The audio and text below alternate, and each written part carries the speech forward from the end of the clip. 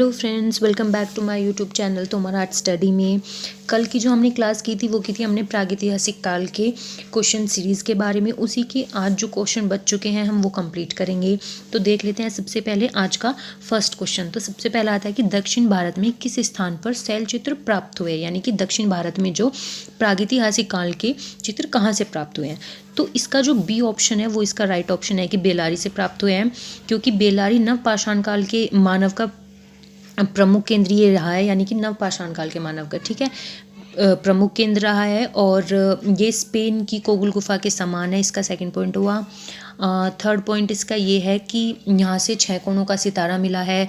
जादू टोने के सबसे ज़्यादा चित्र यहाँ से मिले हैं, ठीक है। तो इसके 3-4 पॉइंट है जो मतलब इम्पोर्टेंट है, ठीक है। इसके बाद देख लेते हैं नेक्स्ट क्वेश्चन। होशंगाबाद किस चित्रकला के लिए जाना जाता है, यानी कि किस प्रकार की चित्रकला के लिए वो जाना जाता है।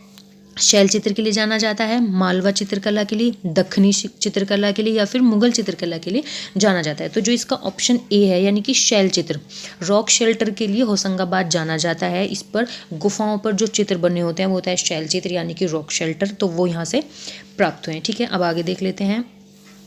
इसके बाद आता है क्वेश्चन नंबर 23 कि होशंगाबाद क्षेत्र के आदमगढ़ पहाड़ी में चित्र है, यानी कि किस प्रकार के चित्र आदमगढ़ पहाड़ी से जो होशंगाबाद में है, कि मतलब होशंगाबाद क्षेत्र का जो आदमगढ़ पहाड़ी है उससे किस प्रकार के चित्र वहाँ पर देखने को मिलते हैं। प्राचीन काल के चित्र मिलते हैं, प्रागैतिहासिक काल के, या फिर मध्यकाल, या फिर आधुनिक काल के चित्र मिलते हैं। तो वहाँ पर जो मिलते हैं, मैंने अभी जैसे बताया कि हम पढ़ भी प्रागैतिहासिक काल के क्वेश्चन रहे हैं, तो इसका एक बहुत ही ऑब्वियस सा आंसर है कि प्रागैतिहासिक काल के चित्र वहाँ से मिले हैं होशंगाबाद पहाड़ी से, ठीक है।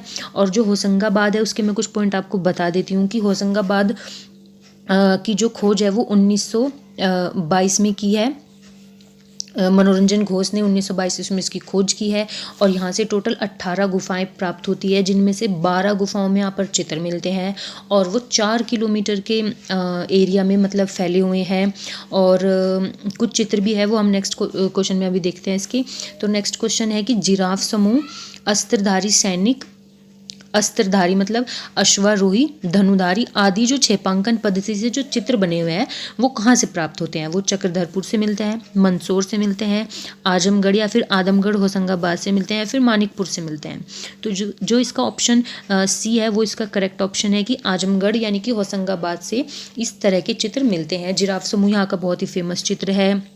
और ये ज़्यादातर ये जो चित्र है वो छेपांकन पद्धति में मिले हैं, और सबसे ज़्यादा जो छेपांकन पद्धति में चित्र मिले हैं वो मिले हैं सिंघनपुर से, ठीक है। वो भी मध्य प्रदेश का क्षेत्र है, और होशंगाबाद भी मध्य प्रदेश का क्षेत्र है, ठीक है। अब आगे देख लेते हैं। इसके बाद आता है क्वेश्चन नंबर 25 कि सिंघनपुर के जो शैल चित्रों की जो खोज हुई है वो कब हुई थी, यानी कि सर्वप्रथम जो खोज हुई है वो कब हुई है शैल चित्रों की सिंघनपुर के। तो 1905 में हुई है, 1920 में हुई है, 1910 में हुई है, या फिर 1915 में हुई है। तो जो इसका ऑप्शन सी है, यानी कि 1910 में इसकी खोज हुई है। डब्ल्यू एडरसन ने सिंघनपुर गुफा की खोज की है। और छेपांकन पद्धति में सबसे ज़्यादा चित्र भी यहाँ पर मिले हैं, और टोटल 50 गुफाएँ यहाँ पर चित्रित मिली हैं। मतलब ये इसके कुछ पॉइंट है इंपॉर्टेंट, ठीक है। अब नेक्स्ट क्वेश्चन देख लेते हैं कि सिंघनपुर के एक मार्मिक आखेट दृश्य कहाँ चित्रित मिला है, यानी कि एक बड़ा ही दुखद शिकार का दृश्य है सिंघनपुर में क्या चित्रित मिला है, मतलब किस जानवर का या किस प्रकार का वो चित्र यहाँ से मिला है, ठीक है। घोड़े के आखेट का दृश्य है, जंगली सांड को पकड़ने का दृश्य है, हाथी के आखेट का दृश्य है, या फिर खरगोश के आखेट का दृश्य है।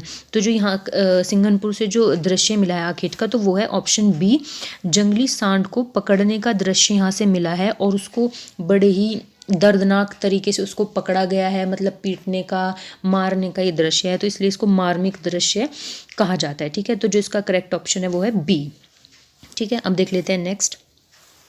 इसके बाद आता है क्वेश्चन नंबर 27 कि सिंघनपुर गुफा के द्वार पर किस जानवर के चित्र प्राप्त होते हैं, यानी कि सिंघनपुर गुफा के द्वार के जो सम्मुख भाग जो होता है उस पर किस जानवर के चित्र वहाँ देखने को मिलते हैं। हाथी के मिलते हैं, मोर के मिलते हैं, कंगारू के मिलते हैं, या फिर जिराफ समूह मिलता है। तो जो जिराफ समूह है वो होशंगाबाद से मिले हैं, ये इसका रॉन्ग आंसर है। और मोर के जो दृश्य हैं वो भी होशंगाबाद से मिले हैं। हाथी के दृश्य जो है वो होशंगाबाद से मिला है, हाथी का दृश्य। और हाथी के आखेट का दृश्य मिर्ज़ापुर से मिला है।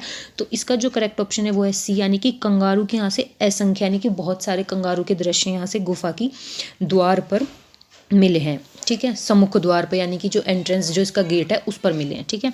अब देख लेते हैं नेक्स्ट क्वेश्चन की छेपांकन पद्धति में सर्वाधिक चित्र कहाँ पर प्राप्त होते हैं। ये मैंने अभी आपको बताया था, इसका जो करेक्ट ऑप्शन है वो है बी, यानी कि सिंगनपुर से सबसे ज़्यादा छेपांकन पद्धति में, यानी कि जो छाप कर बनाए गए हैं उस टाइप के चित्र सबसे ज़्यादा सिंगनपुर से मिलते हैं। ऐसे तो ये होशंगाबाद से भी मिलते हैं और भी क्षेत्रों से मिलते हैं, लेकिन जो सबसे ज़्यादा है वो सिंगनपुर से मिले हैं, ठीक है। अब देख लेते हैं आगे। इसके बाद आता है कि भीमबेटका चित्रों की खोज किसने की थी। भीमबेटका गुफा की खोज या फिर चित्रों की खोज किसने की थी, ठीक है। राय कृष्णदास ने की थी, श्री V.S. वाकड़कर ने की थी, नंदलाल बोस ने की थी, या फिर रामचंद्र शुक्ल ने की थी, ठीक है। तो इसका जो ऑप्शन बी है, श्री V.S. वाकड़कर ने इस गुफा की खोज की थी, ठीक है। भीमबेटका गुफा की जो खोज है वो वाकड़कर ने की थी। और भीमबेटका गुफा से टोटल 600 गुफाएं चित्रित मिली हैं, जिसमें से 275 गुफाओं में चित्र में यहाँ पर मिलते हैं ये। और प्रागैतिहासिक काल के सबसे ज़्यादा गुफा चित्रित यहीं पर मिली है, भीमबेटका में मिले हैं। और सबसे ज़्यादा गेरू रंग का यहाँ पर यूज़ हुआ है। और इस गुफा को जू रॉक शेल्टर भी इसको कहा जाता है। और यहाँ का शिकार नृत्य भीमबेटका गुफा का बहुत फेमस है, मतलब सबसे प्रसिद्ध है यहाँ का शिकार नृत्य, ठीक है। तो इसके कुछ इंपॉर्टेंट पॉइंट थे, ठीक है। अब आगे देख लेते हैं कि भीमबेटका की शिला उत्कीर्ण चित्रकारी जो है, उत्कीर्ण चित्रकारी किस अवधि की है, मतलब किस टाइम पीरियड की वो है। नवपाषाण काल की है, पुरापाषाण काल की है, मध्यपाषाण काल की है, या फिर प्राचीन काल की है। तो जो भीमबेटका गुफा की जो चित्रकारी है वो है मध्यकाल की, ठीक है। प्राचीन काल की नहीं है, नवपाषाण या पुरापाषाण काल की नहीं है, वो मध्यपाषाण काल के चित्र यहाँ से मिलते हैं, ठीक है। अब आगे देख लेते हैं। इसके बाद नेक्स्ट क्वेश्चन आता है कि भीमबेटका से प्राप्त होने वाले चित्र जो है वो अधिकतर किस रंग के बने हुए हैं, ठीक है। तो ये क्वेश्चन बहुत ही कॉमन सा है, क्योंकि प्रागैतिहासिक काल के जितने भी मतलब ज़्यादातर जो रंगों का यूज़ हुआ है प्रागैतिहासिक काल का, मतलब कोई भी क्षेत्र हो तो उसमें सबसे ज़्यादा लाल रंग का यानी कि गेरुए रंग का ही यूज़ हुआ है, ठीक है। तो इसका बी ऑप्शन राइट है। इसके बाद आता है कि भीमबेटका से प्राप्त चित्र कितने प्रकार के हैं। 7 प्रकार के हैं, 3 प्रकार के हैं, 2 प्रकार के हैं, या फिर 4 प्रकार के हैं। तो जो भीमबेटका से जो चित्र प्राप्त होते हैं वो होते हैं 2 प्रकार के। 2 प्रकार की वो इस प्रकार से है कि जो फर्स्ट है उसमें क्या है कि आदि मानव को आखेट करते हुए दिखाया गया है, यानी कि जंगली जानवरों का शिकार करते हुए उन्हें दिखाया गया है।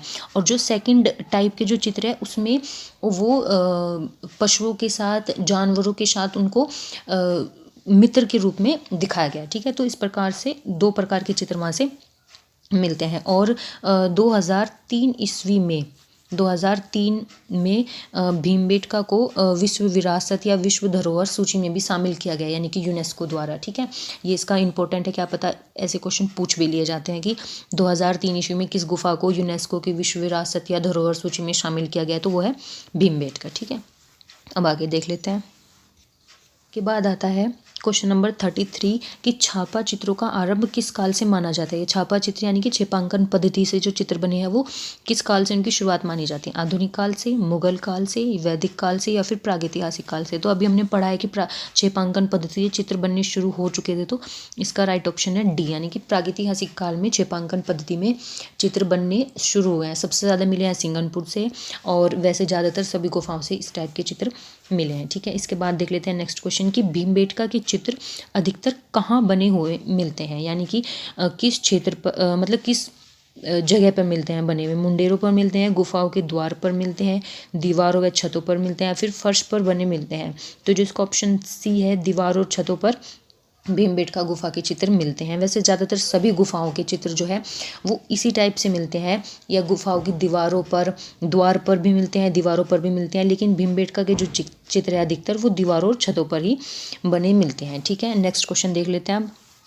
के बाद आता है नेक्स्ट क्वेश्चन कि F. फासेट ने 1901 ईस्वी में किस गुफा की खोज की थी। वायनाड के एडकल, बेलारी, रायचूर, या फिर चक्रधरपुर। तो जो 1901 में जो खोज की थी F. फासेट ने, वो की थी वायनाड के एडकल गुफा की खोज। और बेलारी गुफा की खोज भी M. फासेट ने की थी, लेकिन इस गुफा की खोज की थी 1892 में, ठीक है। 1892 ईस्वी में बेलारी की खोज की है F. फासेट ने, और 1901 में की है वायनाड के एडकल गुफा की खोज, ठीक है। नेक्स्ट क्वेश्चन देख लेते हैं कि स्पेन की कोगुल गुफा के समान गुफा कौन सी है। तो बेलारी है, भीमबेटका है, पंचमढ़ी है, या फिर मिर्ज़ापुर है। तो इसमें ऑप्शन जो 2 है वो इसके राइट ऑप्शन है, एक तो ए और एक है डी। बेलारी भी जो है, बेलारी की गुफा के जो चित्र है वो भी स्पेन की कोगल गुफा के समान है। और मिर्ज़ापुर की जो विजयगढ़ गुफा है उसके भी चित्र स्पेन की कोगल गुफा के समान है। भीमबेटका के मतलब भीमबेटका के चित्र से समान नहीं है। और जो पंचमढ़ी है उसके गुफा के जो चित्र है वो स्पेन की अल्टामिरा गुफा के समान है। ठीक है, तो इसमें ऑप्शन ए और ऑप्शन डी इसके 2 राइट ऑप्शन है। ठीक है, अब देख लेते हैं नेक्स्ट क्वेश्चन। नेक्स्ट क्वेश्चन है कि कौन सा मिलान गलत है। जो इनमें रॉन्ग ऑप्शन है वो हमें बताना है। इसमें 3 सही है। ठीक है, सबसे पहला आता है कि होशंगाबाद की, अच्छा मतलब ये गुफा और उनके किसने उनकी खोज किया वो चीज़ है। ठीक है, होशंगाबाद की खोज किया मनोरंजन घोष ने, ये ठीक है। 1910 में इसकी खोज हुई है, सॉरी 1922 में इसकी खोज हुई है। ठीक है, मिर्ज़ापुर की क्लाइल ने की है, ठीक है, 1880 में की है ये भी ठीक है। पंचमढ़ी की VS वाकड़कर, ये इसका मतलब मिलान गलत पूछा ना, तो ये इसका सी ऑप्शन इसका करेक्ट है, क्योंकि बेलारी की भी F फासेट ने की है, ये भी ठीक है, ये भी सही है, ये भी सही है। ऑप्शन जो गलत है वो है, क्योंकि VS वाकड़कर ने जो खोज की है वो की है मिर्ज़ापुर की। ठीक है, पंचमढ़ी की खोज की है हंटर और गार्डन ने 1932 और 1936 में। ठीक है, तो इसका जो सी ऑप्शन है वो इसका राइट ऑप्शन है। इसके बाद देख लेते हैं नेक्स्ट क्वेश्चन कि वन देवी का चित्र कहाँ से प्राप्त होता है। सिंघनपुर से, होशंगाबाद से, भीमबेटका से या फिर मिर्ज़ापुर से। जो वन देवी का जो चित्र है ये फेमस है, ये है होशंगाबाद से, यानी कि ऑप्शन जो बी है वो इसका राइट ऑप्शन है। ठीक है, नेक्स्ट क्वेश्चन देख लेते हैं अब। के बाद आता है क्वेश्चन नंबर 39 कि प्राचीन युग में मानव द्वारा चित्र बनाने का मुख्य उद्देश्य क्या था। मतलब वो किस लिए चित्र बनाता था। कल्पनाओं को स्पष्ट करने के लिए, हृदयगत भय को शांत करने के लिए, प्रकृति को आध्यात्मिक स्वरूप देने के लिए, या निम्न में से कोई नहीं। तो जो इसका बी ऑप्शन है कि हृदयगत भय को शांत करने के लिए, यानी कि जो उसके दिमाग में, उसके दिल में जो चीज़ें होती थी तो वो उन अपने मन के भावों को, ये समझ लो आप, चित्रों के द्वारा दर्शाता था। जो भी उसके अंदर चीज़ें चल रही होती है, जो भी वो बताना चाहता है, तो वो चित्रों के द्वारा उस चीज़ को व्यक्त करता था। तो हृदयगत भय को शांत करने के लिए वो अपने अंदर जो डर है या उन चीज़ों को बताने के लिए इन चित्रों को बनाता था। तो जो इसका बी ऑप्शन है वो इसका राइट ऑप्शन है। इसके बाद देख लेते हैं हमारे आज की क्लास का लास्ट क्वेश्चन। ठीक है, सर्वप्रथम शव को जलाने की जो प्रक्रिया है वो कब प्रारंभ हुई थी। नवपाषाण काल से, सिंधु घाटी सभ्यता से, मध्य पाषाण काल से, या फिर पूरा पाषाण काल से। तो जो सिंधु घाटी, बहुत से क्वेश्चन ऐसे आते हैं कि सिंधु घाटी सभ्यता से शव को जलाने की शुरुआत हुई, लेकिन नहीं। अगर ऑप्शन में मध्य पाषाण काल ना हो तब आप सिंधु घाटी सभ्यता लगा सकते हैं, लेकिन जो इसका राइट ऑप्शन है वो है ऑप्शन सी, मध्य पाषाण काल से ही शव को जलाने की शुरुआत हो चुकी थी। ठीक है, तो आज की हमारी क्लास ही आज इतनी रखेंगे हम। जो भी ये बचे हुए क्वेश्चन थे आज हमने वो कवर कर लिए। इसके बाद जो नेक्स्ट क्लास होगी, अब तो हमारा प्रागैतिहासिक काल कंप्लीट हो चुका है, इसके बाद हम नेक्स्ट टॉपिक पढ़ेंगे। तो आज की क्लास बस इतनी ही रखते हैं, मिलते हैं फिर एक नई वीडियो के साथ।